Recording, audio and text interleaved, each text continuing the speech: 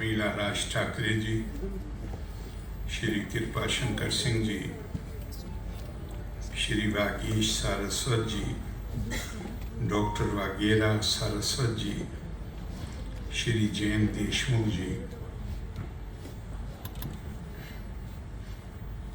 श्री विनोद दुबे जी और इस कार्यक्रम का संचालन कर रहे श्री अरविंद राय जी, यहाँ इस कक्ष में उपस्थित बहुत ही बहुत विभूतियाँ हैं जो अपने अपने क्षेत्र में जिन्होंने बहुत प्रभावी ढंग से काम किया है, और सभी देवी और सज्जन। सबसे पहले तो वागीश जी को बहुत धन्यवाद। उन्होंने आमंत्रित किया और इतने सारे लोगों से एक समय में, जिनमें सिर्फ वही नहीं जिनको आज सम्मान दिया गया है, बल्कि निश्चित तौर पर उनके साथ दूसरे भी लोग हैं जो अपने अपने क्षेत्र में सराहनीय कार्य कर रहे हैं, तो उन सब से मिलने का मौका दिया। हम जब किसी को सम्मान करते हैं, इस तरह के अवार्ड देते हैं, जैसे आज ये किया आयोजन होता है, उनके मंच पर आने पर लोग करताल ध्वनि से उनका स्वागत करते हैं। थोड़ा गौर से अगर हम सोचें तो ये केवल उस व्यक्ति का सम्मान नहीं, ये वो जिस क्षेत्र में भी काम कर रहे हो, संगीत हो, साहित्य हो, कला हो, शिल्पकारी हो, कोई भी क्षेत्र हो, कलाकारी हो, उसके लिए जो हमारे मनों में स्थान है और उसका जो महत्व है, आप उसकी उपासना कर रहे हैं, उसकी सेवा कर रहे हैं, इसलिए आप हमारी प्रशस्ति के अधिकारी बनते हैं। हम इसलिए, और ये और एक कदम आगे बढ़ के मैं कहूँगा, हमारे यहाँ कहा गया है, यद यद विभूति मत तत्तवम श्रीमद ऊर्जितम एवा तत्तत् एवा अवगच्छा त्वं मम तेजोम सशंभव। किसी के अंदर भी तुम असाधारण प्रतिभा देखो, असाधारण सुंदरता देखो, असाधारण शक्ति देखो, असाधारण कौशल देखो, तो जान लो कि ये मेरे तेज के अंश से इसकी उत्पत्ति हुई। तो जो परमात्मा के तेज से, जिस तेज के अंश से जो उत्पत्ति हुई हो, जब हम उसको सम्मान देते हैं तो हम उसको सम्मान देते हैं। और हमारे यहाँ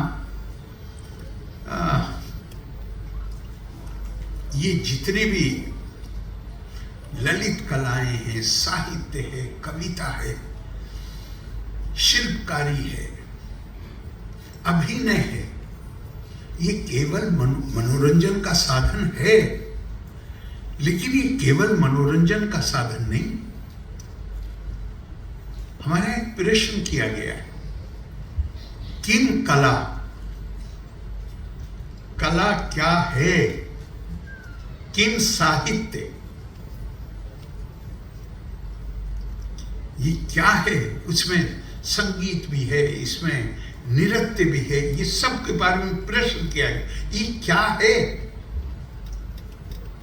तो जवाब दिया गया है, कम परमात्मानम लाति गिरहणाति इति कला, इति साहित्य, इति शिल्पी। जो चीज हमें परमात्मा के समीप ले जाए, something which helps us to realise the divine presence, वो कला आप उसके साथ रखें। मैं आपको दिल की गहराइयों से बधाई देता हूं, आपके प्रति अपनी शुभकामनाएं व्यक्त करता हूं। और एक और भी पहलू है जिस पर बात करनी चाहिए। आपका सम्मान निश्चित तौर पे दूसरे लोगों को, खास तौर से जो नौजवान हैं, जो इसी क्षेत्र में काम कर रहे हैं जिसमें आप कर रहे हैं, आपका सम्मान उनके लिए प्रेरणा का स्रोत बनना चाहिए। मैं कितना ऊंचा उठता हूं, वो एक बार मैं दिल्ली में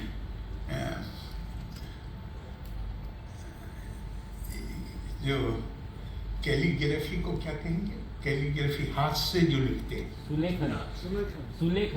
सुलेखन।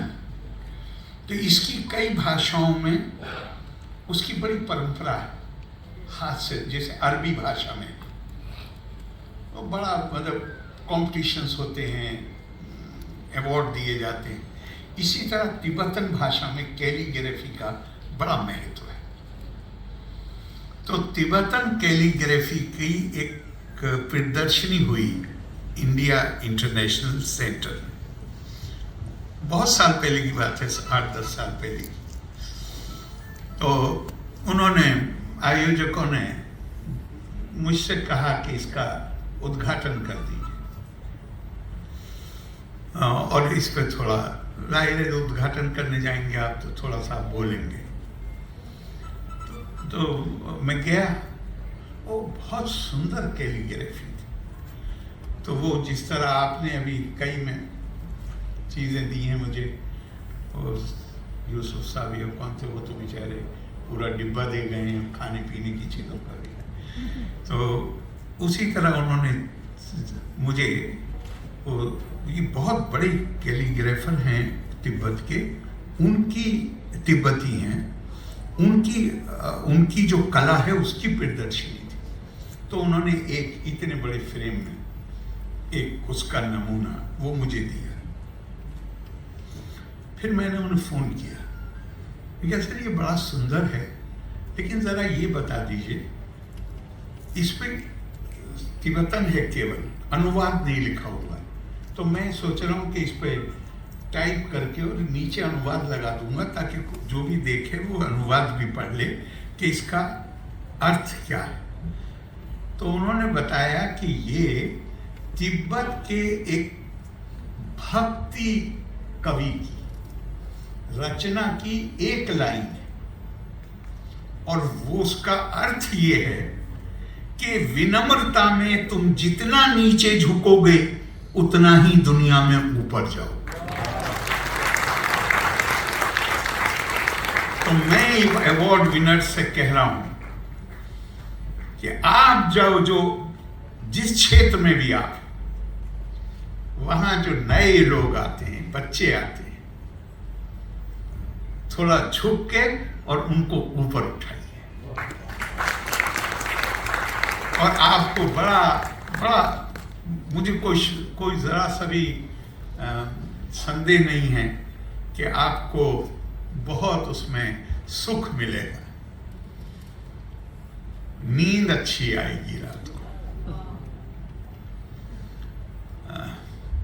और कला, या ये हम कला भी नहीं कहते थोड़ी देर के लिए, वो जो भावनाओं की जो अभिव्यक्ति, ये तो माध्यम है। तो वो जो भावनाओं की अभिव्यक्ति होती है, उसका क्या कारण होता है? तो वो रामायण लिखने से पहले जो श्लोक कहा है आदि कवि वाल्मीकि ने, उससे पता चल जाता है कि आप माध्यम, आप कोई भी माध्यम ढूंढिए, चाहे वो प्रोज हो, मतलब चाहे वो लेखन हो, काव्य हो, दूसरा लेखन हो, आप मूर्ति बनाते हो, आप जो भी करते हो, अभिनय करते हो, ये जो ख्वाहिश है, जो अर्ज है, ये कहां से आती है? तो किसी ने कहा है कि जब तक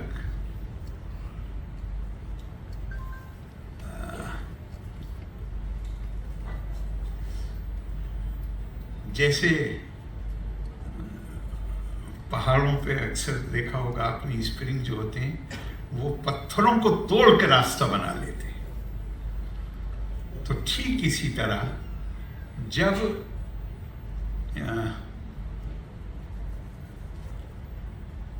संवेदनशीलता आहत होती, when your sensitivities are offended, then you try to find a medium to give expression to those feelings. जब आहत होता, रामायण इसीलिए तो लिखे गए, वाल्मीकि जी तो नहाने के लिए गए थे और उन्होंने देखा कि ठीक नदी के किनारे जो पेड़, उस पे जो युगल पक्षी दोनों एक दूसरे के समीप थे, और उसी में किसी ने, शिकारी ने एक तीर मारा और एक को गिरा दिया। दूसरे की जो व्यथा थी,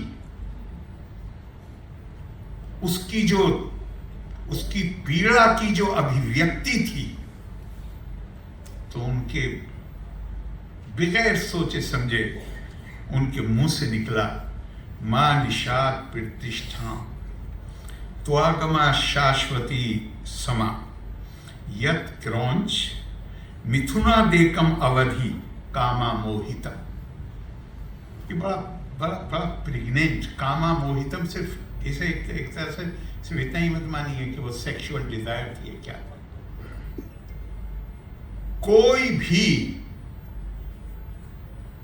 इंसानों के बीच में हमारी संस्कृति परिभाषित होती है आत्मा से। अहम ब्रह्मास्मि तत्त्वमसि। हमारी संस्कृति, हमारे देश में कितनी भाषाएं बोली जाती हैं। अभी परसों हमें पता भी नहीं था, मुझे अब 3 साल हो गए हैं केरला। इतना अच्छा, मैं तो हैरत में रह गया, मुझे पता नहीं था। गुजरात और महाराष्ट्र डे था, तो त्रिवेंद्रम में महाराष्ट्र मंडल, तो बहुत लोग नहीं है, थोड़े से हैं, लेकिन एक मंडल बनाया हुआ है।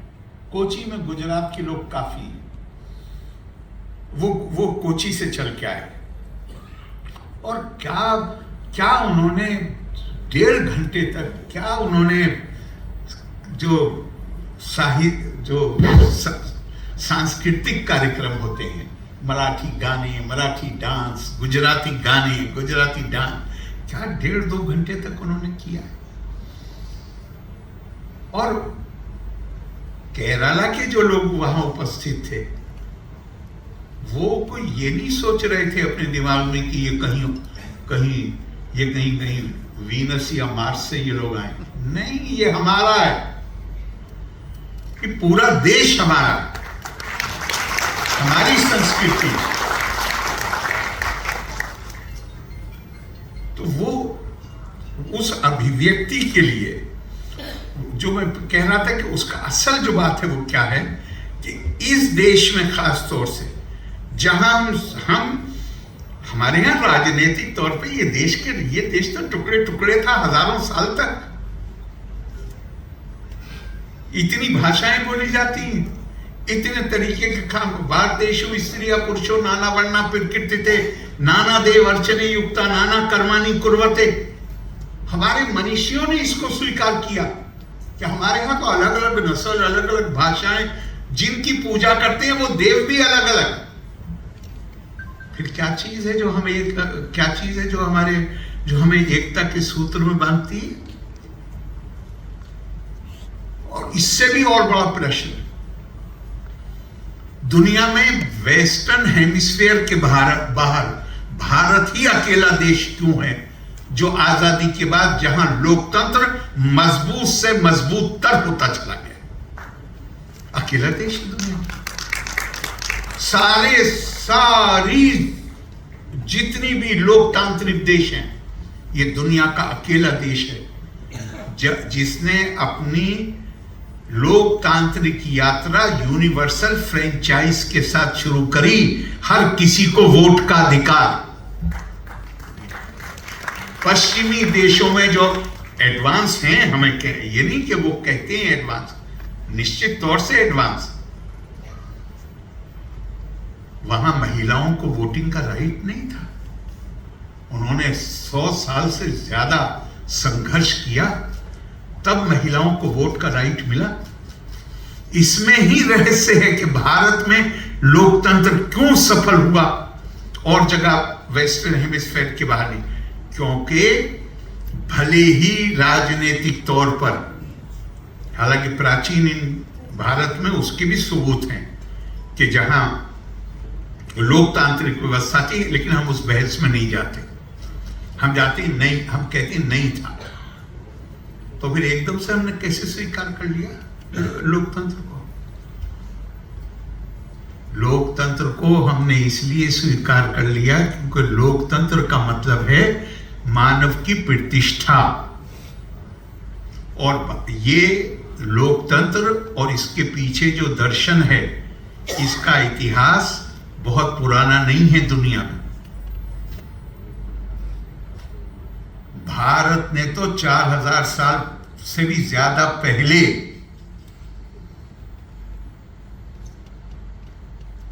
मानव प्रतिष्ठा बहुत बड़ा, मतलब हमें उसके लिए सारे जो यूनाइटेड नेशंस का चार्टर है ह्यूमन राइट्स का, हमारे फंडामेंटल राइट्स हैं, वो जो उसका सबका जो मूल स्रोत है वो है उसका जो कल्पना है, that is dignity of mankind, मानव की प्रतिष्ठा।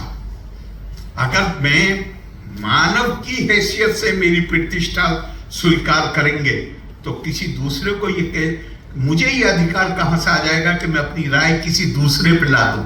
जितनी प्रतिष्ठा मुझे उतनी प्रतिष्ठा दूसरे की। तो मुझे कहां से ये अधिकार आ जाएगा? तो ये मैं इस तुलना नहीं कर रहा हूं, मैं इसको भी सलाम करता हूं जिन्होंने ये कल्पना दी और जिसके कारण फंडामेंटल राइट्स आए, यूनाइटेड नेशंस का चार्टर आया। लेकिन हमारे मनीषियों ने तो 4000 साल पहले प्रतिष्ठा अकेले नहीं, उन्होंने कहा मानव के अंदर दिव्यता है। तो अगर हर मानव के अंदर दिव्यता है तो आप उस पर अपने आप को थोपना चाहते हो? नहीं। देवो देवालया प्रोक्तो जीवो देवा सदा Shiva. Look at everybody as the temple of God. हर कोई हमारे केवल सम्मान का अधिकार नहीं है, स्वीकृति का अधिकारी है। मैं एक बार बापू को सुन रहा था, मुरारी बापू गुजरात वाले, बहुत साल पहले की बात है। बाहर कहीं उनकी जो कथा होती है वो थी, उन्होंने मुझे फोन किया, आपको 15-16 साल पहले, कहा कि यहाँ लोग, कुछ लोग कह रहे हैं साहब आप आ जाइए। तो मैं चला गया। तो फिर जब वहाँ था तो रोजा नहीं उनको सुनता था, पर एक वाक्य मेरे दिमाग में बैठ गया, जो मुरारी बाबू का।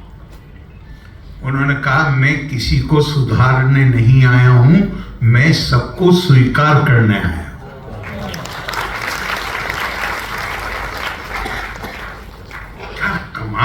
और ये बापू नहीं कह रहे, ये ध्यान रखिएगा।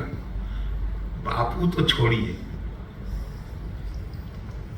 भारत का सबसे, भारत में तो इतने ग्रंथ हैं, लेकिन उसमें भी गीता को खास तौर से महत्वपूर्ण माना जाता है। कोर्ट में अगर जाइए आप और आपसे पूछेंगे तो आप गीता पे ही हाथ रख के शपथ लेते हैं ना। गीता को भी बता दिया कि गीता में नया कुछ नहीं है। उपनिषद गाय हैं, भगवान कृष्ण दूध निकालने वाले हैं, अर्जुन बछड़ा हैं, और जो बुद्धिमान लोग हैं वो इस दूध का फायदा उठाने वाले हैं। हमारे यहां ओरिजिनलिटी तो कोई क्लेम ही नहीं करता। हमारे यहां कॉपीराइट का कंसेप्ट नहीं था। क्यों? हम ये मानते हैं कि जो बुद्धिमत्ता है, जो प्रज्ञा है, वो मानवता की साझी विरासत है। उस पर हम अधिकार भार, इसलिए आप देखिए ना अपनी सारी पुस्तकें एक ही लेखक हैं, व्यास। और एक दिन सर पकड़े बैठे थे, वो नारद जी कहीं से घूमते घूमते आ गए, तो बोले क्यों इतने दुखी क्यों बैठे हो?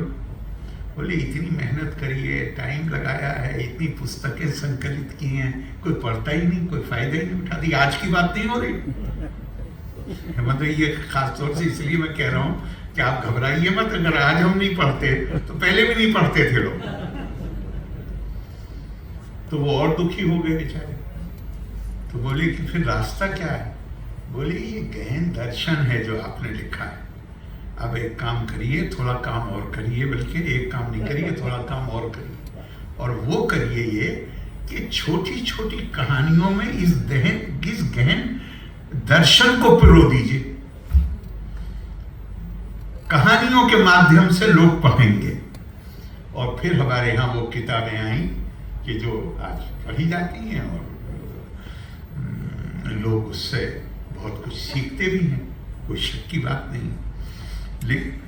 लेकिन जो पॉइंट मेरा था वो ये था कि हमारे सबके बीच में एक भारत का सबसे बड़ा आदर्श सनातन कहते हैं, मैं रिलीजियस सेंस में नहीं इस्तेमाल कर रहा हूं। सनातन कहते हैं इटर्नल।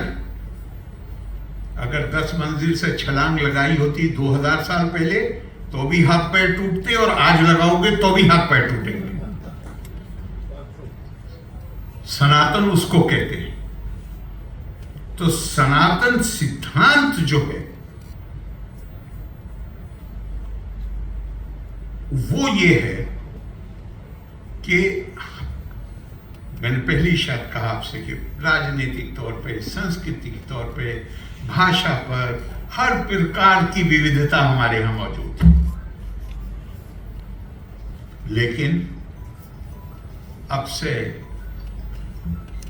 1100-1200 साल पहले एक नौजवान केरला से उठा और उसने पूरे देश का भ्रमण किया, और उसने कहा कि राजनीतिक तौर पे तुम्हारा भले ही तुम बिखरे हुए हो, अलग भाषाएं बोलते हो, लेकिन आध्यात्मिक और सांस्कृतिक तौर पे तुम एक इकाई हो।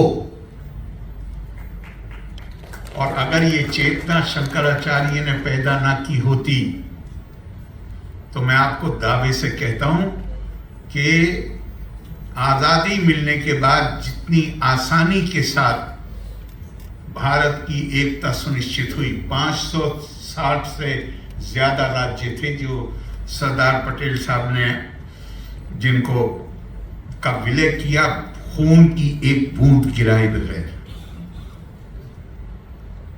अगर वो चेतना, आध्यात्मिक एकता की चेतना पैदा ना की होती, सांस्कृतिक एकता की चेतना पैदा ना की होती, तो वो काम शायद इतना आसान नहीं होता। तो बुनियादी तौर पे जो बात जिसको मैं कहना चाहता हूं, हमें अपनी सांस्कृतिक विरासत का पता होना चाहिए। हमारे प्रधानमंत्री जीवी लाल किले से एक बार नहीं 2-2 बार कहे, हमें पता होना चाहिए, और केवल पता करने से काम नहीं चलेगा, हमारे जीवन में उसकी झलक दिखनी चाहिए। हमारे जीवन में अगर उसकी झलक दिखेगी तो मैंने जो भी, मैं विद्यार्थी हूँ, मैं बिल्कुल भी उससे ज़्यादा कुछ नहीं, लेकिन मालिक की मेहरबानी, माँ की कृपा मेरे ऊपर, मुझे पढ़ने का बहुत शौक है बचपन से, जितना पढ़ता हूँ।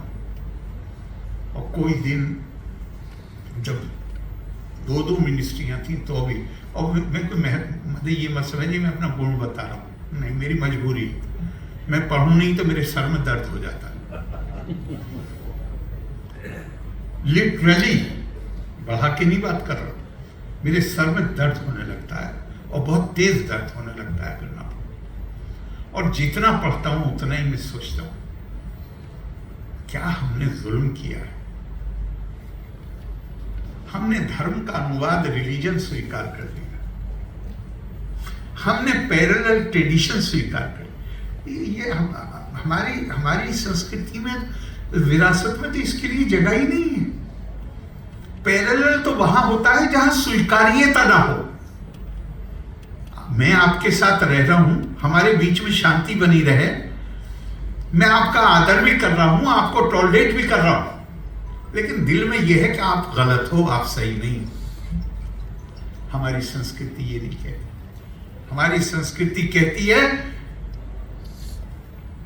Respect and acceptance. हम सारे तरीकों को सही मानते हैं। स्वामी विवेकानंद ने कहा रुचिनाम वैचित्य, यहां नहीं, शिकागो पार्लियामेंट ने कहा, मैं उस संस्कृति से आता हूं जहां पर हम अपने दिन का प्रारंभ करते हैं इस प्रार्थना के साथ, रुचिनाम वैचित्रिया दिर्जु कुटिल नाना पज्जिशा निर्णा मेको गम्यस्तुमसी पैसा मरनवा। जिस तरह नदी, नाले, चश्मे अपने निकल के अपने स्रोत से और फिर जाके सागर में लीन हो जाते हैं, फिर वो हम इंसान भी अपनी अपनी प्रकृति के अनुसार काम करते हुए आखिर में जाके तुझी में लीन हो जाते हैं। हमारे लिए कोई रास्ता गलत नहीं। हम जजमेंट में नहीं बैठ सकते किसी के भी बारे में। हर किसी को हक है। प्रकृति यान्ति भूतानि, एवरीवन, ये महाभारत से आता है, everyone does according to the disposition on which one has been created.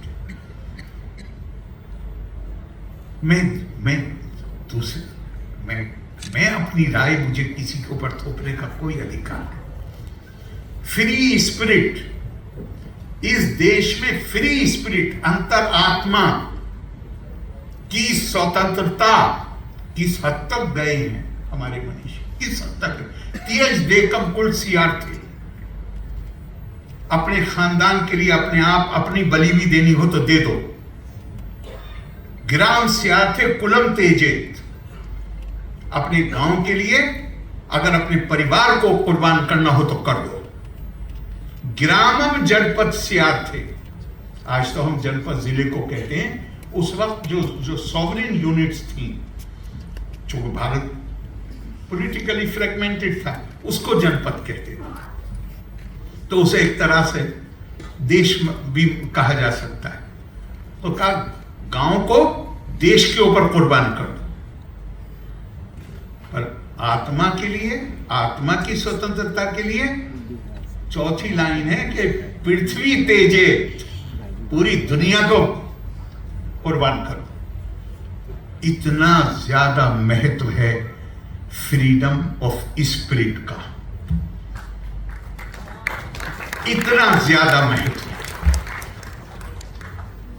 सृजनात्मक क्षमता उसी समाज में और उस समाज के व्यक्तियों में होती है जिस समाज में फ्रीडम ऑफ स्पिरिट होती है।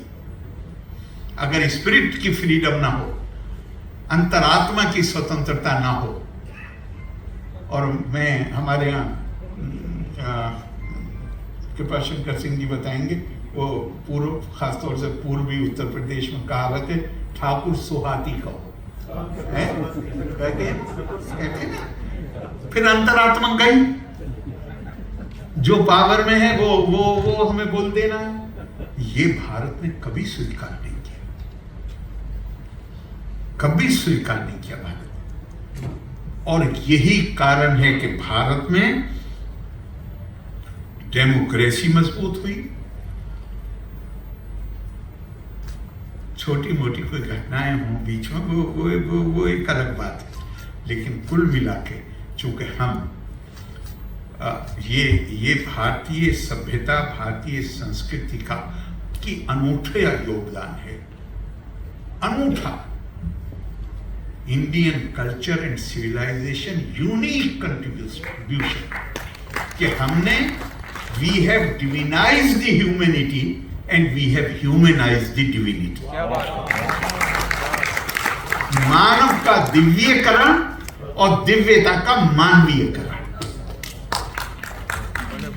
ये यूनिक कंट्रीब्यूशन। और ये सिर्फ हमने पाप भी बहुत किए हैं, वो भी मुझे कहने दिए, पाप बहुत भारी पाप किए हैं कि जहां हमने हमारा विश्वास अहम ब्रह्मास्मि में है और हमने लोगों में जन्म के आधार पर ज्यादतियां की। और मैं यहाँ नहीं कह रहा हूँ, मैंने दिल्ली यूनिवर्सिटी में अभी 6 महीने पहले उन्होंने बुलाया, मैंने उनसे कहा आप यूनिवर्सिटी, पूरा देश दिल्ली में नहीं है, उत्तर भारत में नहीं है, ये देश बहुत बड़ा देश है। इसे केस स्टडी के तौर पे इसे टेकअप करिए। केरला में 100 साल भी अभी नहीं हुए, स्वामी विवेकानंद आए तो उन्होंने 3 दिन रुके और 3 दिन बाद कहा कि ये तो राज्य नहीं है, ये तो पागलखाना है। भ्रंताले शब्द प्रयोग किया, शायद बंगाली में भ्रंताले कहते होंगे, पागलखाना। कहा ये तो लूनेटिक एसाइलम है। 40% से इतना ऑपरेसिव सोशल ऑर्डर था कि 40% से ज्यादा आबादी की महिलाएं ऊपर का कपड़ा पहन नहीं सकती थी, उसके लिए टैक्स देना पड़ता था। आज आप केरला आइए, जो केरला में मानव प्रतिष्ठा नहीं, मानव का दिव्यकरण, तो स्वामी विवेकानंद ने कहा ना कि my mission can be explained in very simple words. I want to teach unto mankind their divinity and its manifestation in all movements of life. जीवन के हर क्षेत्र में उस दिव्यता का प्रकटीकरण होना चाहिए जो मानव के अंदर है। आज केरला ऐसा है, जो आप लोग बहुत लोग गए होंगे, कि हमारे मेहमान खासतौर से उत्तर प्रदेश से आते हैं तो मुझे पहले ही दिन उनसे कहना पड़ता है कि भैया यहाँ जो माली है ना, उससे भी बहुत सम्मान से बात करना। एहतियात करता हूँ, ये नहीं कि वो किसी का अपमान करते हैं, लेकिन मैं एहतियात करता हूँ कि कहीं वो सब जो मतलब कमाल है। चीफ सेक्रेटरी ने मुझसे कहा, मैं यही बात कर रहा था, मैं कह रहा था मुझे बड़ी खुशी होती है देख के यहाँ महिला, अकेली महिला चलती हुई, क्या उसके क्या विश्वास उसका झलकता। एक आम आदमी वो कितना उसके अंदर आत्मविश्वास है, वो झलकता। तो चीफ सेक्रेटरी हंस के मुझसे कहने लगे सर मैं आपको अभी अपना हाल का किस्सा बताता हूँ। बोले कि मैं जा रहा था कहीं, ड्राइवर से बात करने लगा, तो ड्राइवर मुझसे बोला साहब आप में और मुझ में क्या फर्क है? मैंने IAS का इम्तिहान नहीं लिखा, आपने लिख दिया। वो ये नहीं कह रहा कि मैं सिलेक्ट नहीं होता, वो कह रहा है मुझे तो दिलचस्पी नहीं IAS बनने में, मैंने इम्तिहान नहीं लिखा क्योंकि मुझे दिलचस्पी नहीं।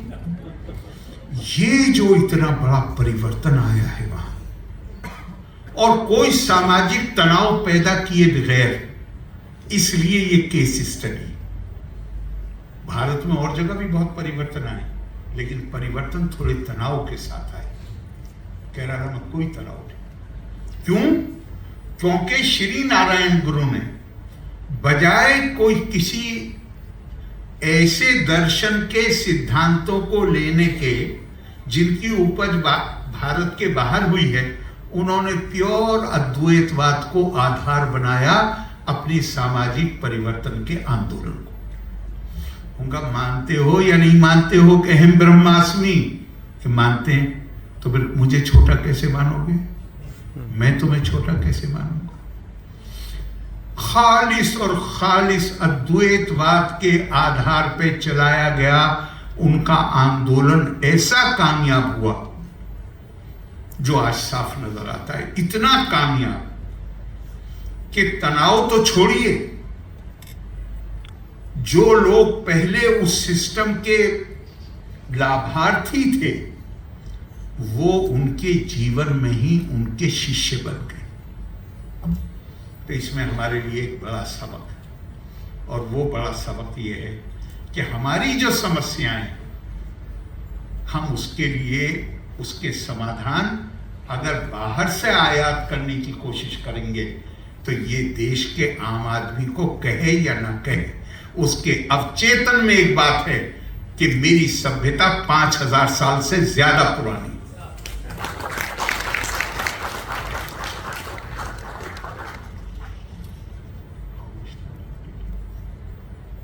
ओके, मैं 5000 साल की सभ्यता की मेरी विरासत हो और मैं अपनी समस्याओं के समाधान के लिए किसी और की दुकान पे माल खरीदने जाऊं, वो उसका मन मस्तिष्क स्वीकार नहीं। मैंने पहले ही कहा, डेमोक्रेसी को उससे इसलिए स्वीकार किया कि भले ही हमने हमारी हरकतें चाहे जितनी बुरी नहीं हो, लेकिन सैद्धांतिक रूप में हमने आध्यात्मिक बराबरी को स्वीकार किया हुआ था, सांस्कृतिक एकता को स्वीकार किया हुआ था। इसलिए कोई तनाव नहीं हुआ, उसमें हमारे लिए बड़ा भारी शिक्षा है। मैं यहाँ साहित्यकार है, यहाँ पे रंगकर्मी है, यहाँ पे अभिनय करने वाले हैं, यहाँ पे स्टोरीज लिखने वाले हैं। प्लीज इस तरफ ध्यान दीजिए। हमारा देश बहुत बड़ा है, ना हमारा देश अकेला दिल्ली, न बंबई है, न कलकत्ता है। ये देश के बड़े केंद्र हैं, चेन्नई है, लेकिन देश बहुत बड़ा है। और सारी सामने स्वामी विवेकानंद ने कहा, मैं उसके साथ खत्म करूंगा चूंकि समय मैंने पहले ही ज्यादा, और बिल्कुल हमारे सांस्कृतिक मूल्यों के एकदम अनुरूप है वो बात। स्वामी विवेकानंद ने कहा कि तुम्हारे जीवन का उद्देश्य क्या है? सुख की प्राप्ति? उनका हरगिज नहीं। अगर सुख की प्राप्ति तुम्हारे जीवन का उद्देश्य है तो तुम्हें इससे कौन रोकेगा कि तुम अपने सुख के लिए दूसरों को दुखी करो? कैसे रोकेगा कोई किसी को? उनका जीवन का उद्देश्य केवल और केवल ज्ञान की प्राप्ति है। तो लोगों ने पूछा, और ज्ञान का उद्देश्य क्या है साहब? तो उनका ज्ञान का उद्देश्य है कि सामने से नजर आने वाली विविधताओं के अंदर छुपी हुई एकता को इंसान तलाश कर ले। जहां उसके अंदर one is able to build the capability to recognize the underlying unity behind the apparent diversities. ये भारतीय चिंतन का, जैसे या भारतीय संस्कृति का जिसे कहना चाहिए मूलभूत स्तंभ, फाउंडेशनल वर्चू हमारी जिम्मेदारी है। हम अगर गर्व करते हैं कि हमारी संस्कृति पुरानी है, अनब्रोकन है, कोई बीच में टूटी नहीं है, यूनान और मिस्र की तरह, मेसोपोटामिया की तरह, तो हमारा ये भी फर्ज है कि हम इसको समझें, आत्मसात करें। और मुझे पक्का विश्वास है कि अगर हम अपनी सांस्कृतिक मूल्यों को समझते हैं और उसे आत्मसात करते हैं तो उससे जो तेज पैदा होगा वो सिर्फ हमारे देश के लिए नहीं, पूरी दुनिया को रोशनी दिखा सकेगा। धन्यवाद। जय हिंद।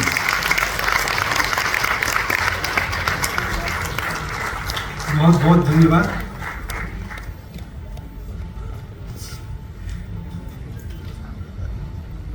सांस्कृतिक मूल्यों पे इतना बस मित्रों, ज़्यादा से ज़्यादा 2-3 मिनट का समय आपको और चाहिए, साथ चाहिए।